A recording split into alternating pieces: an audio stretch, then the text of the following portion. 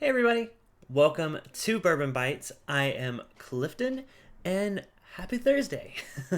I know I said last week that I probably wasn't going to go live today. I had a vacation planned that ended up, we decided basically to postpone it.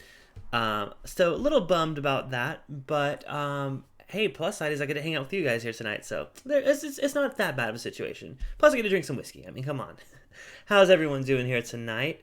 Um, Donnie, good to see you. Trev Wilson and Don Nishida. What's up, you guys? Eric Black, what's up? What now? Today is actually brought to you, thanks to the amazing Eric Black. He actually picked up these bottles of Backsetter from the distillery and shipped them to me in California. So really appreciate it, Eric. And since you're here, I thought we would start with one of his samples he sent me, along with the whiskeys.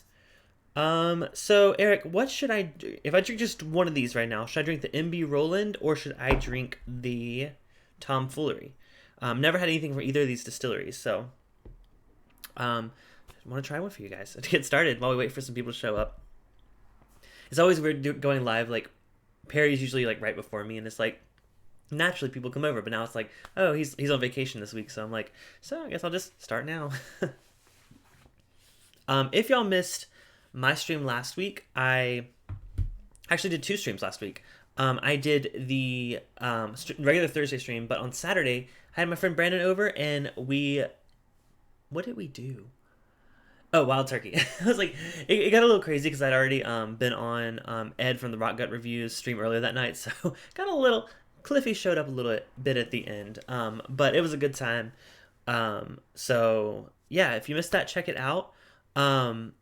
Also want to mention, may have noticed, I have some Bourbon Bites merch now. So I've been working on this for a while through Threadless. I wanted to get some shirts in myself before I ended up, promoting it. I wanted to make sure they were good. They turned out great. So there is a link to, if you're interested in buying a shirt, there's a link down in the description below. And heads up, if you are a patron or you become a patron, there is a free shipping code, which shipping is like $3 to $4.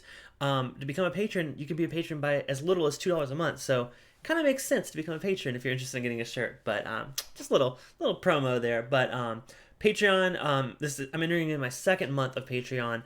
It's been so much fun hanging with you guys there. We do, at the $10 level and up, we do an after party hangout, like a Google Hangout after every stream here. We also, for the $5 level, we do a monthly hangout. We did that this past weekend. Tons of fun.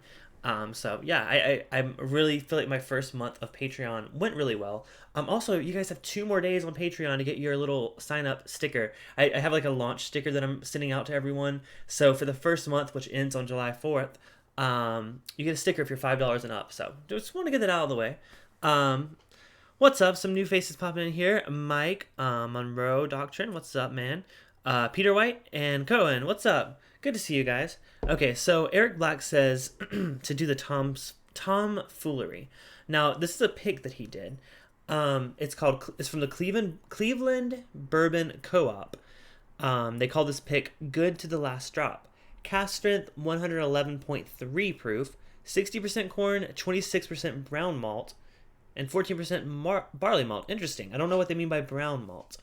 And this looks like it's about 7 years old, little like 6.5 years old. The only thing I've actually had from Tomfoolery is they have like a maple flavored or maple finished whiskey. Ian, I went to the It's Bourbon Night meetup last year, and Ian brought a bottle of it. It was interesting to say the least, but I know that's not like their normal thing. So I'm really excited to try a single barrel pick from them. And especially one of you guys picked. Eric Black is, of course, a patron and a friend. I mean, let's be honest. What's up, Joshua? So, yeah, so I think there's a lot of tape on this, man. It's like, I keep peeling and peeling and peeling. Okay, there we go. So, yeah, this is the Tomfoolery single barrel pick. Again, thank you, Eric, for sending this over. And then once we do that, we'll get into our new Riff Backsetter, bourbon and rye. So I'm going to save a little bit. Just do a little taste here. First of all, what have you guys been drinking going into this holiday weekend? I know it's not the typical holiday all of us expected. Um, yeah. So hopefully you have good bourbon at home. I don't know if you're doing like a cookout with your family or whatever. I know a lot of states are discouraging that, like even like family cookouts and stuff. I don't know. It's just kind of a little bit of a mess, but what can you do? Different states are handling it differently, but South or California is pretty it's going back down to lockdown mode. So Eric Black says really unique, no rye in the mash. Interesting. I actually just did a review of a whiskey that was 100% malted barley. So I feel like this might be reminiscent of that. Brian Bernicki, another awesome patron of the show. Steven Sussman, yeah, you guys, most of you guys, a lot of you guys are patrons, and I appreciate it. We always have fun on the hangouts. So Brian says he is a fan of the Backsetter rye. I did have a little taste of that. I'll have thoughts when I taste it again. Joseph Brazo, what's up? Made on the original Michter's copper still. Interesting. I think I remember you telling me that. Oh, that's an interesting nose. You said this was unique. It's definitely unique. This is for those of you just coming in. I'm doing a quick sample of the tomfoolery pick that Eric Black picked. His group did. He's the one who sent me these bottles, so I figured I'd start with one of his picks from a distillery I've never had stuff from. I think it's like that malted barley kind of note. It's like a cereal grain. Like a sweet, not like a sweet like a Cheerio, but like a Wheat Thins. Like, or no, not what are those Wheat Thins cereals? I call them Wheat Thins, but the Wheat Thins are the crackers. But there's like a cereal. It's like a little wheat, frosted wheat. Maybe they're called frosted wheats. I don't know. Can I get that on the nose? It does have. I mean, it's 60% corn, but the corn's not really the dominant. It's not the thing that's coming out of the glass. Steven Sussman's taking a break because he needs to prepare for the weekend. Hey, there's that. So I'm assuming you got more plans than I do. Chiropractor appointment ran late. No problem, Brandon. Good to see you. Like I said, Brandon and I did a stream last Saturday. A lot of fun. First of all, first super chat of the night comes to. Let me make sure I have my noises. Let's see if we get a notification here. We'll test it out. What's up? Our good friend Monroe Doctrine. Check him out on Instagram. Sends a $4.99 super chat saying on his way back with the Willet goodies. Good for you, man. I need to get caught up in that chat. I don't know what the Willet goodies are, but I imagine there's something really good. So there we go. There's a little bit of a delay there, but cheers, man. Cheers to you with this one. Mini wheats. Thank you, Don.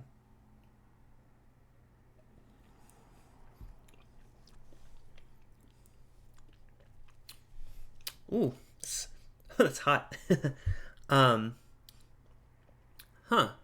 That's so unique. That's really different. Like you said, that's literally what you described it as, really different. Still cereal. Oh yeah, the finish is like all like cereal, almost oatmeal-y, I guess I would say. It's really interesting. I need a second sip on that.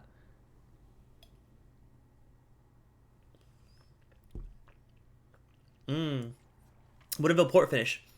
Funny enough, I actually just picked up a bottle of that yesterday. I'm going to review it eventually, but yeah, I'm a fan. Did I make it to the Foreman Whiskey Bar? I did not make it there. Yeah, I wasn't expecting this lockdown to come so quickly. It sucks. I'm still kind of... So, we're planning to drive down to San Diego. We were planning that before this lockdown.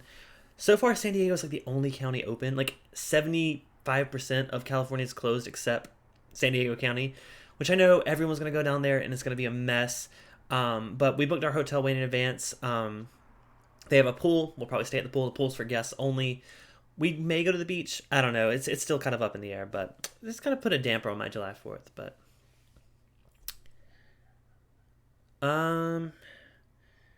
so Joseph says Eminem. I don't know if he's actually talking about a note or what. Oh, Mike Myers. Okay, I was like Eminem note. I was like, maybe. I need a second sip to get more into this. It's so unique.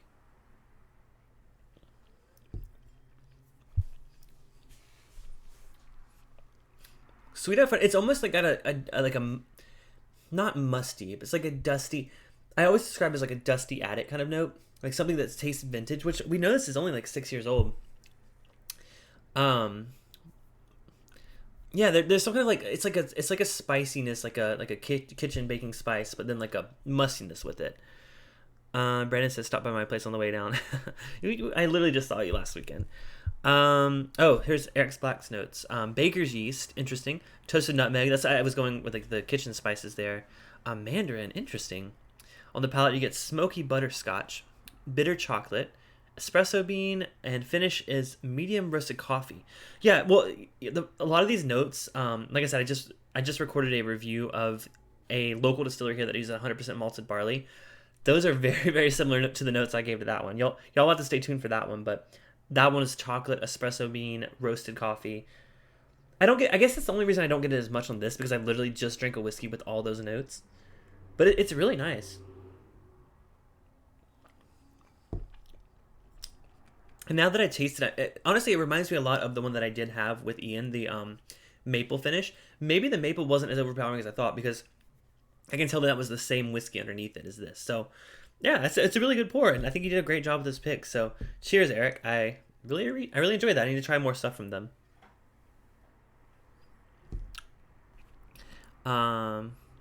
Vegas again. I know. Well, I got my Vegas trip in. I'm trying to get my San Diego trip in. I just spilled water all over my desk, but it's fine. I'm just gonna wipe it into the floor here. We're moving. By the way, sorry for the bit of a mess behind us. We are in the process of packing. We are moving in 2 weeks. I'm literally just rubbing water into my floor because I don't want to like keep putting my hand in it all day. Did not grab a napkin. Figures. So I get for trying to rinse out the glass. I'm trying to be professional here.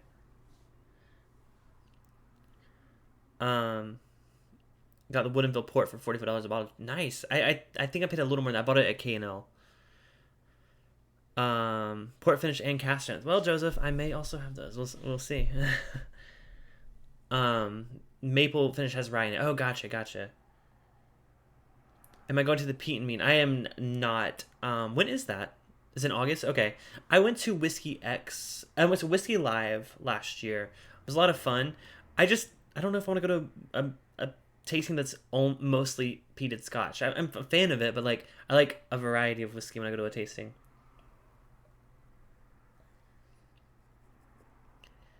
Two Hawaii residents just came back from Vegas and they both contracted COVID on the trip. Man, that's the thing. I think everyone's going to get it eventually. Fortunately, I mean, we got back from Vegas almost 2 weeks ago. We don't have any symptoms yet.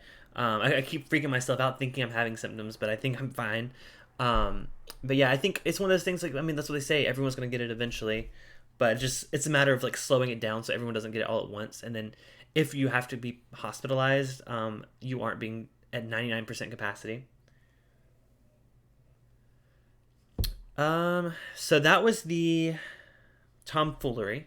So we're moving on to the new riff now. I just want to do a quick sample at the beginning, because Eric sent it along. Yeah, so let's start with the bourbon. So the story behind the Backsetter, it's very unique. I give them that. This is what the label looks like. This is the bourbon. Still bottle and bond, still 100 proof.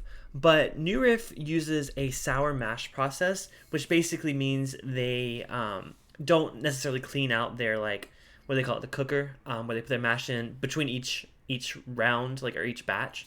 It's more what the previous, I guess what they call backset, is left into the mixer. So you get a little bit of it. It kind of helps aid in fermentation with the next batch. A lot of places do a sweet mash where they clean it out every time, but New Riff does a sour mash. So what they did with this one is they did a peated, how do they describe it? They used a backset from peated malted barley in the mashing of their bourbon and their rye. So it's gonna have some of that peatiness to it. It's a little odd for a bourbon, I will say, but I appreciate them doing something unique. Now, last year, their limited release was this Balboa rye, which was a specific grain of rye. This one's a little more ambitious, I would say. These are not age-dated. I believe they're probably about 4 years old. Just because they're bottle and bond, they have to be at least 4 years old. Yeah, mash bill, 65% corn, 30% rye, and 5% malted barley. So there's a good bit of corn in here. Aged at least 4 years. Yeah, that's the age statement there. Just want to get caught up here. Samples of those somehow. Oh, the backset? Patrick, I can send you some samples for sure. High West Midwinter Dram is the only finished whiskey you've had. Oh, that's a good one. Well, you picked a good one to have. I really love that one. Actually, I had some the other night. There'll be some peated Irish bourbons, Japanese, etc. Are these eight? Oh, you already asked that. Never had Tom's Sawyer yet. Yeah, my Midwinter's Night Jam is also almost gone. I definitely would like another one of those. Yeah, you're right, Joseph. Most places do use a sour mash process. It's just they're making the same thing over and over. They're not putting peated peated mash in there. Sour mash is like sourdough. You keep some from the previous batch for consistency. Gotcha. Yeah, I know it's like a common thing, but I think it's really cool that they are experimenting a bit with it. You would never expect something like this, especially from an American like bourbon distillery. So let's go ahead and get to the nose on the Backsetter bourbon. So like I said, I did have a little bit of each of these a few days ago just to try them out. And I still think I'm having the same thoughts about the bourbon.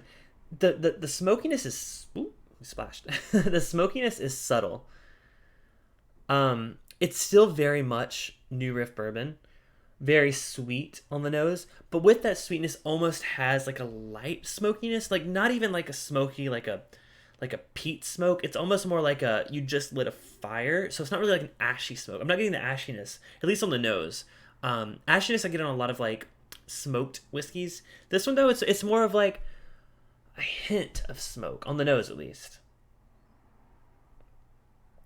Peat is all over the place. Yeah, they're doing a lot of experimenting, and hey, I'm down for experimenting. Bourbon or the rye, yeah.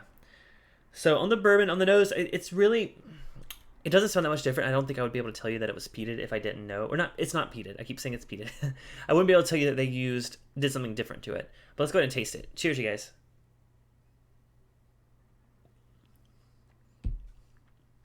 Mm. Definitely really smoky on the palate. Ooh, roasty. It's like the smoke is still, it's gonna be a really weird note. But have you ever been around a fog machine, like a smoke machine for like theaters or like plays or like Funhouse or whatever? There's like a certain particular, you can taste it in the air, like that, like whatever they use, the oxygen or whatever they use. I don't know. There's a hint of that in this. It's not off-putting. Still like a dry wood smoke. Yeah, like it's still like a fire more than the ash. I need a second sip to get more thoughts on that. Smoked meat like bacon. Yeah, maybe that's what I'm thinking. Like, it's not like normally with the peated stuff you get like the ashy kind of smoke. Smoked meat. I'm gonna think that was the second one. Second sip.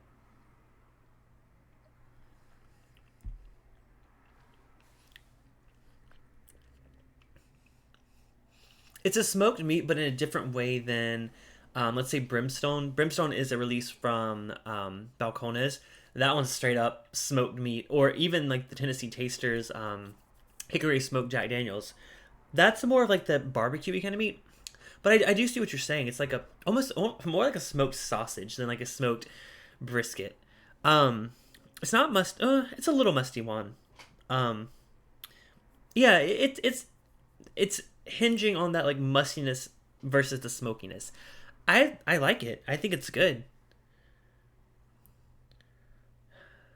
The glycol. Oh, thank you, Joseph. Yeah, I would have never thought. Reminds you of something sweet like whipped cream. Yeah, and I get a little hint of that on this. It's really interesting.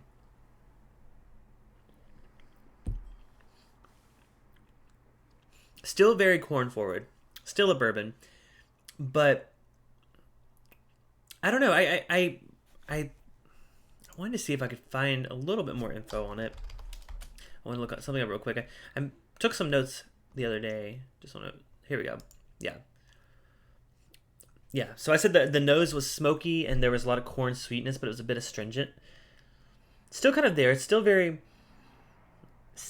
It smells kind of like. I don't want to say like hospital, but very like clean. That's what I guess that's what I mean by astringent. It's like you just use hand sanitizer. On the taste though.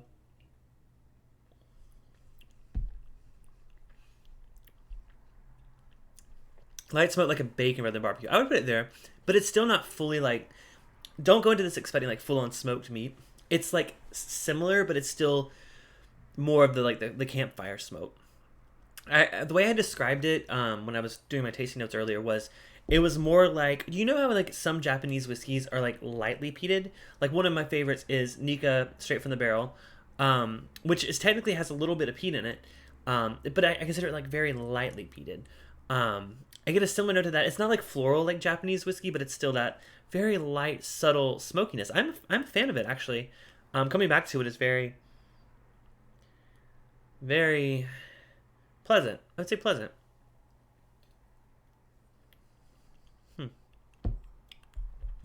I am a fan of the bourbon. Now I didn't say these are $50 each. They came as a pack of 2 for 100.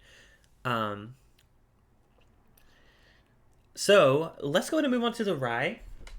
The same thing, the exact same process, except they did it with their rye mash bill, which is still 100 proof, but it's 95% rye and 5% malted rye. Happy to have someone to hang with tonight. Yeah, no, same here, Donnie. Like I said, there's like it sucks that the trip got canceled, but also love hanging out with you guys, especially the after party. That's always where the fun's at. Eric Black says liquid smoke or even a charred corn on the cob. Interesting. Well, that corn sweetness is definitely there.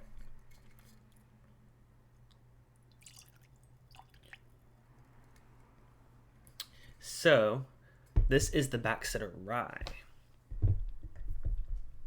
Now, this one seems to be the one that's not controversial, but this seems to be the one that everyone is like, I don't know about. So I am excited to revisit it. I did have a little taste of it the other night and see if my thoughts are the same. Okay. I will say the nose isn't as off-putting as it was the first time I tried it. Miss Linus Cat will be on the hangout later. Awesome. Looking forward to it. So on the nose, way more smoke. Like that smoke element is forward on the nose of the rye. So if you're someone that doesn't like the smokiness, I don't think you'd like the nose on the rye at all. There's a bit of like the eucalyptus kind of like rye note. I mean, I get that. I love New Riff's single barrel ryes. There's some really unique ones. It's a little bit of that, but it's almost like a little... The note of... No, it wasn't marzipan. I get some marzipan on this. Like, it's like a light fruity note that I associate with marzipan. Oh, Donnie bought 2 shirts. Yes, and if you guys happen to buy any of the shirts, I forgot to mention, but there's also a 10% off sale going on until the 6th. So in addition to the Patreon people getting free shipping, there's 10% off. So, like I said, check it out. They're really soft. They're really nice. I know what I think about it, though I'm a fan of Ardbeg 10. Well, I'm a fan of Ardbeg. I like the peated, or I like the finished Ardbegs a little better. So, Brian, yeah, you said you like the rye a lot more than the bourbon. Donnie had the rye after the bourbon. Yeah, the nose, it's not unpleasant on the nose, but I'm curious if the taste is still what I remember it being. So, cheers.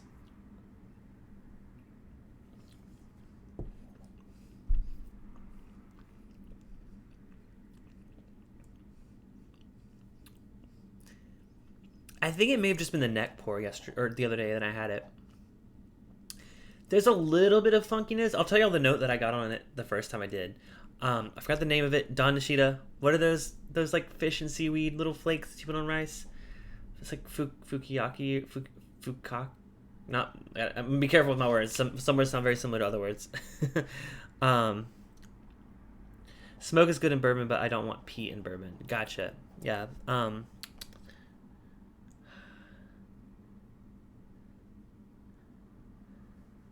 Cohen, you asked earlier. You said you asked where I was moving. I'm moving to Glendale, so I'm not moving far. It's like less than 10 miles away from where I'm at now. Furikake. Thank you. I almost said some other words. Furikake. Yeah, gotcha. Yeah, so it's a little bit there. Oh yeah, sorry, Donnie. It is the free shipping code is $45 and up. For the free shipping. So sorry, the details are on Patreon where I have the code. That's on Patreon. So sorry for I should have said that just now. But if you spend $45 and up, you get free shipping, or I think it's like $80 internationally. But yeah, so sorry for the clarification. Sorry I didn't clarify. But shipping, I don't think, at least for me, shipping wasn't expensive. I had to pay shipping on my own as well. Remedy country. Yeah, yeah. So I mean, I literally just went to Remedy today. Not gonna lie. So I'm excited to be closer to there. So yeah, it's a little furikake, like a little, like I don't want to say fishy. That's kind of off-putting. But like, have you ever had like roasted seaweed? Like it's kind of got some of that like salty, not briny, but I don't know. I need another sip to get another thought.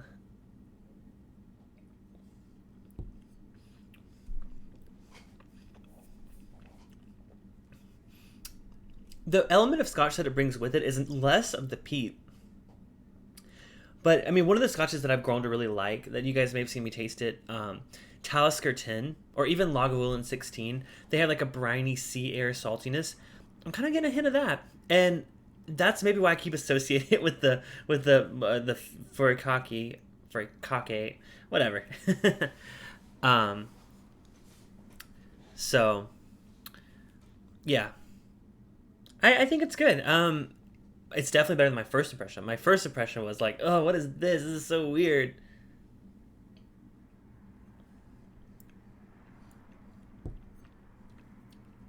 Oh no, you're saying 50? I'll have to double check.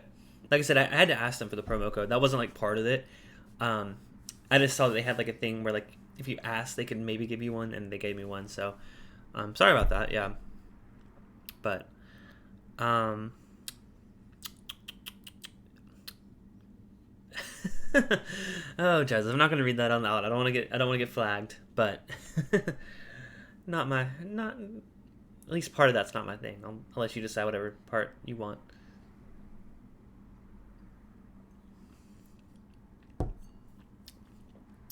So, you know, this is why I've changed my format a bit. A lot of the times previously, I would literally like fresh crack something, get my first impressions on it, and after talking to a couple guys in my local group, we kind of determined that like that wasn't the best way to do some of these, because some of these, the neck pour, especially if it's your first impression with it, it can catch you off guard like this did last time. But I think revisiting it and giving it a little more time to open up a bit, I think helps it out a bit. Costume. Oh, Joseph. Brian Brinnicky had Lagavulin 16 at Prime at Bellagio last Saturday. Nice way to end the night. Oh yeah, we haven't touched base about your trip. If y'all can make it to the after party, let's talk about your Vegas trip. I'm excited to hear about it. By the way, I don't know if you guys haven't been to any of them, or maybe you have. I don't know. It's immediately following this live stream. I'm going to post a link to Patreon. Like I said, $10 tier and up. So I know you and Tammy are actually both patrons. So thank you guys for that. So it would be on the $10 and up account. You'll see it there. So, and I can always send her a link if she's not around. And Donnie, you can send Diana the link too. So interesting. So what I did want to do, I need to pour a little bit more of that because I was very scared. I was like, I'm just gonna pour a little bit of this. So now that I know that I don't dislike it as much as I thought I did, I'm gonna do a oh, she's with you, Brian. Awesome. Donnie says it was $45 for free shipping, not including tax and college. Oh, okay, no worries. No, thank you. I actually was like gonna look into it because they told me it was $45. So if it wasn't, I'd be kind of upset. But so what I want to do, I think will be interesting. So last week, I actually started my started my live stream last week with this Scotch finished High West. Now this is a High West rye. This is from my friend Juan, who was in the chat earlier. They take High West rye barrels, or High West rye whiskey, and then they finish it in peated Scotch barrels. So it's kind of like the opposite of the Backsetter, which is why I had to do them side by side. Backsetter, they start with that peated mash. This, they finish with the peated used barrels. So I thought that'd be a really fun comparison to do between these two. They're both ryes. Now this one, the High West one, is actually a barrel select, so you can't get this at every store. But I think they're so similar in what they're doing. I think it'd be fun to compare them side by side. So the nose on this is the Backsetter. I just had to get a quick nose of that. It's not dissimilar. This one is more of like the barbecue smoke. The High West is. maybe a little bit of that like sterile kind of note, but it's more of like a sweet, very sweet, a sweet like barbecue-y kind of smoke. Whereas the backsetter is more like, I guess, like a darker kind of smoke. So let's have a sip of the High West. Cheers, you guys. By the way, what are you guys moving on to? I know some of you were drinking the backsetters along with me. I know it's kind of hard to come by unless you live near the distillery. They've had it actually out here a couple times in California. I've seen it for sale. It goes very, very quickly though. You got to buy it like right when it shows up. So yeah, let's try the High West.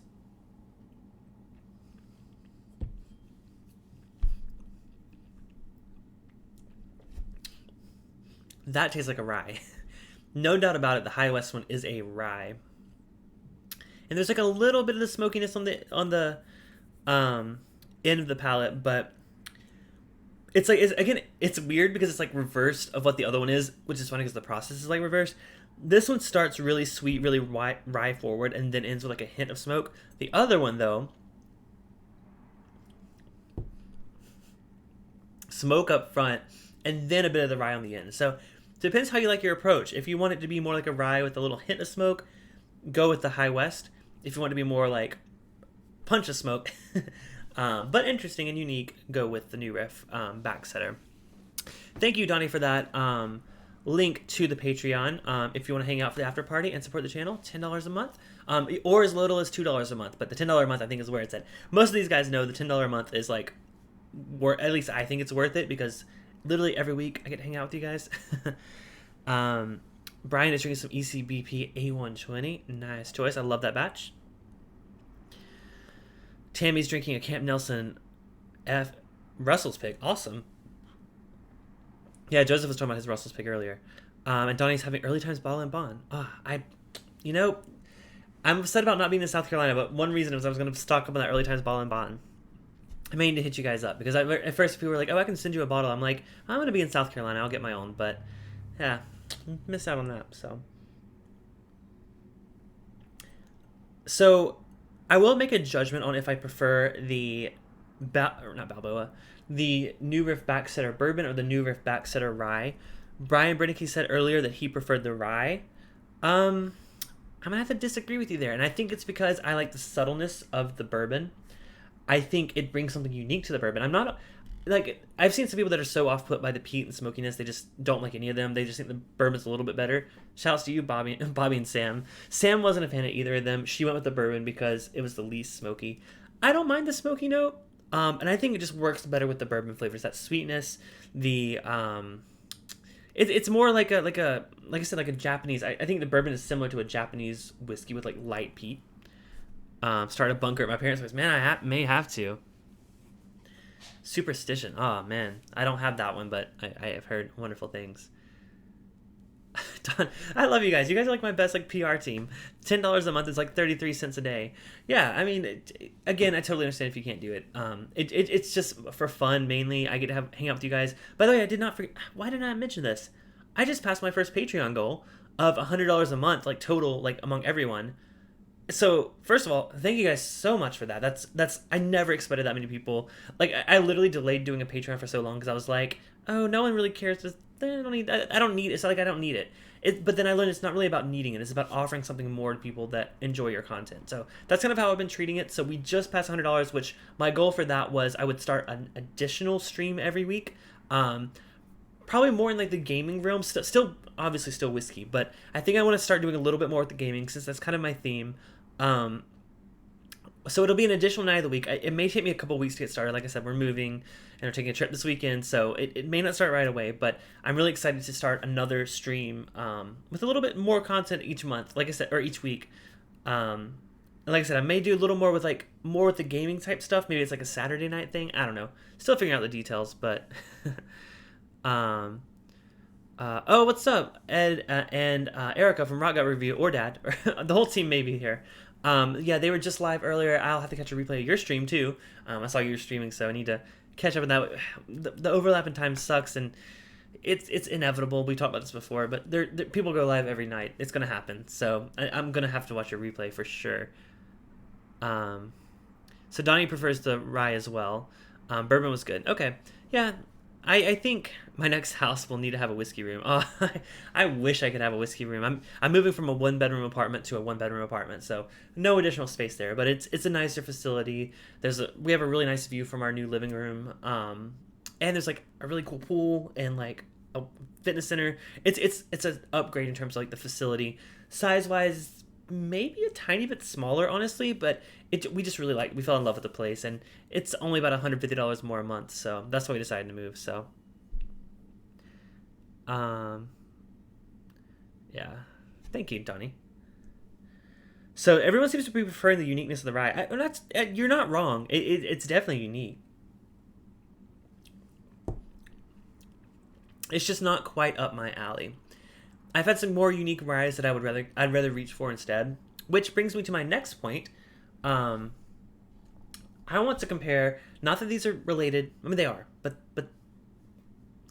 I want to do last year's limited edition release, the Balboa rye, compared to the Backsetter rye. Same. I mean, it's the same base spirit. They just with the Balboa rye, they used a unique grain of rye. It's an heirloom grain dating back to the 1940s and often used for whiskey in those days. So what they did with the Balboa rye, which I've reviewed this before, they use a grain that they associate with early American whiskey. So they're kind of trying to emulate a little bit of that flavor there.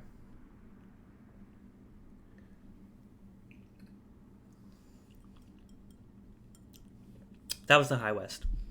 Just let me rinse out the glass a bit.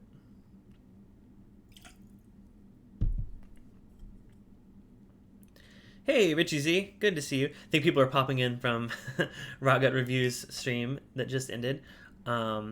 Which, by the way, if you guys are here instead of there, check out his replay, and I mean vice versa. I mean, if you're coming in to hear from his stream, and you're curious to hear my thoughts on the Backsetters, it'd be awesome if you could watch the replay. But I'm gonna do a quick comparison between the Balboa rye and the Backsetter rye real quick.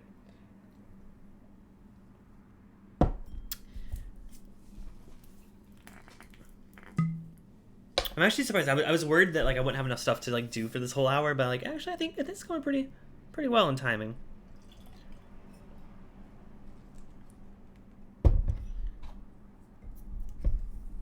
Hashtag replay squad. That's right, Brandon. I have yet to actually get a comment that says hashtag replay squad, so you guys must not be watching the replay. Or if you are, you're not feeling the need to comment, which I get it. But I do read every comment, so. Does that one taste rocky? Is that a joke? Which one tastes rocky? The High West? I don't know. Are you talking about the Balboa rye? I haven't had it yet.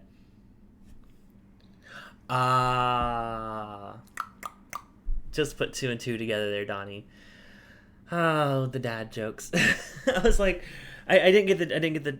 I get it now. Got it. Is Cliffy here? No, Cliffy's almost here. He'll be here for the hangout. So the Balboa rye, they're very different. Balboa rye, I mean, let's be honest. Yes, it's a very unique grain, and they did something different with the grain.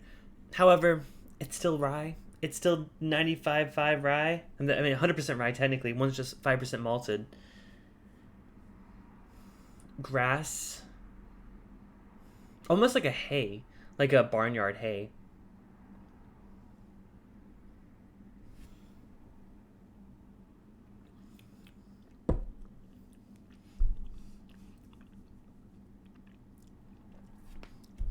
Yeah, the Balboa rye, I dig it. It was also, I believe it was also $50 because I bought two of them. I mean, I don't know if has anyone here tried both the Balboa rye and the Backsetter rye?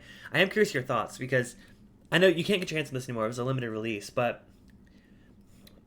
I really like that. Like it sounds weird to say I like that barnyard note, but there's like a certain like a hay kind of note. Like it reminds me of being in a barn. Yeah. Yeah, I think I do prefer the Balboa rye. I'll try the Backsetter. I keep going back to it. Like I want to like it as much as you guys do.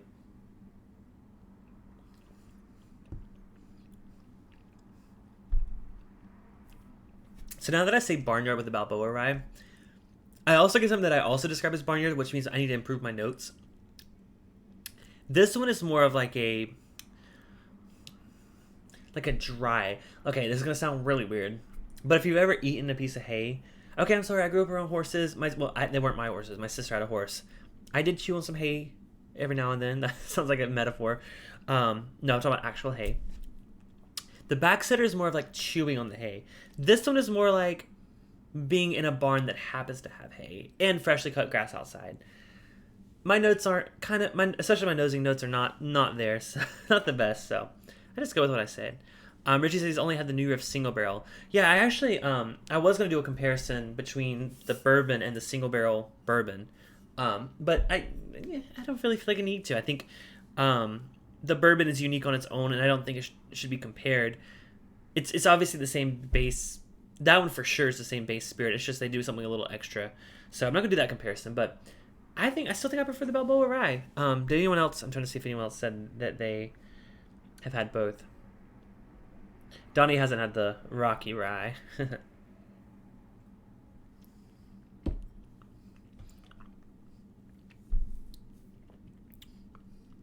Yeah, the Balboa Rye is very spicy. It's like a black pepper spice with that like fresh cut grass and that little bit of like barnyard note.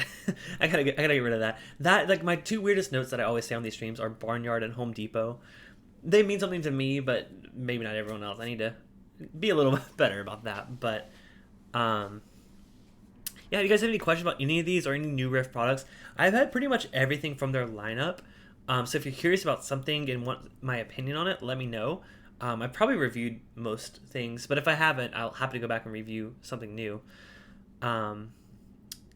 But yeah, take any questions now. And again, just a reminder, after party starts right after this stream. So check Patreon if you're a patron. And if you're not, you'll have like 5 minutes or so in between to go see the link. We usually go for about an hour-ish for these after party hangouts, but it depends on the day. I need to get to bed early tonight, especially because we're driving down there early, but we go for about an hour. So but if there's no questions, or if you guys have questions about merch, let me know. Like I said, the link's down there. It's mostly just shirts and coffee cups, and there's an iPhone case if you want that, and a notebook. There's like a lined notebook in case you want to do like whiskey notes in it. So Brian had some of the Balboa Rye on New Year's Eve. Remember it fondly. Yeah, it's more like a traditional rye, but it has something that grain has a very unique character, and I think I'm learning that different grains of either rye or barley have a huge impact. Like, I mean, we just tried the tomfoolery from Eric Black's group, the Cleveland Bourbon Co-op. It has brown malt and barley malt. So all these grains, there's some very subtle differences that really impact the flavor. What's my costume? I'm not into furries. If that adds details to my previous comment. Anyways, okay, we're getting into Cliffy after party hangout territory here. So again, thank you guys for watching. Always fun to try New Riff. I love their distillery. They put out some really cool stuff. Excited for what they do for next year's limited release. Again, thank you, Eric Black, for sending these bottles as well as the samples over. Really appreciate what you did. I'm going to send some samples back your way soon. But until next time, I'm Clifton, and this has been Bourbon Bites, whiskey reviews with a retro twist. By the way, I don't know if you guys saw my little teaser ad for my merch on Instagram. If you haven't, it was fun. I went like all like 80s retro theme, like with like the 90s kind of backgrounds. It's really cool. I think it came out cool. So check it out on Instagram. It's just Bourbon Bites on Instagram, one word, with the Y. Bourbon Bites with the Y. That was really fun to make. I actually made that this morning. So cheers, and I'll see you guys in the after party. All right, have a wonderful night, and I'll see y'all maybe not next week because we're moving, but I'll see y'all soon. I'll keep you updated. Cheers.